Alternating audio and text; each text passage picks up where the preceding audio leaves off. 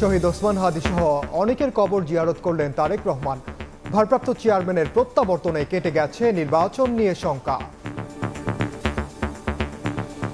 তারেক রহমান সাহেবের আগমন বাংলাদেশে এটাকে অনেক সমীকরণগুলোকে সহজ করে দিয়েছে। চক্রান্ত ষড়যন্ত্র সেটা আগে ভাগে কিছু বলা যায় না, তবে এখন মানুষের মধ্যে সেই সংখ্যাটা দূর হয়ে গেছে। তার যে নতুন পরিকল্পনা, সেই পরিকল্পনা বাংলাদেশে একটা নতুন দিগন্তের সূচনা করবে।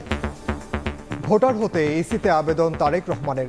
ছবি তোলা সহ দিলেন আঙ্গুলের ছাপ, আইরিশ ও স্বাক্ষর। 24 ঘন্টার মধ্যে পাবেন এনআইডি। ভোটার তালিকায় অন্তর্ভুক্তি যে একটা নথি উপস্থাপন করব নিষ্পত্তির জন্য। কমিশন যদি বলেন যে সভা করবেন তাহলে সভা করবেন, আর যদি মনে যে নথিতে প্রক্রিয়াজাত করে দিবেন। দেখছিলেন প্রধান শিরোনাম। সন্ধ্যার সময় সঙ্গে আছি আমি ওমর রিনান। এবার অন্যান্য শীর্ষ সংবাদ। হাদি হত্যার বিচার দাবিতে ফের শাহবাগে ইনকিলাব মঞ্চ। দেশের বিভিন্ন স্থানেও সড়ক অবরোধ করে বিক্ষোভ। খুনিরা গ্রেফতার না হওয়া পর্যন্ত রাজপথে থাকার ঘোষণা। ভোট বানচালের অপচেষ্টা প্রতিহত করা হবে শক্ত হাতে, হুঁশিয়ারি উপদেষ্টা আদিলুরের। বিভিন্ন দেশ থেকে আসছেন নির্বাচন পর্যবেক্ষক, জানালেন পররাষ্ট্র উপদেষ্টা।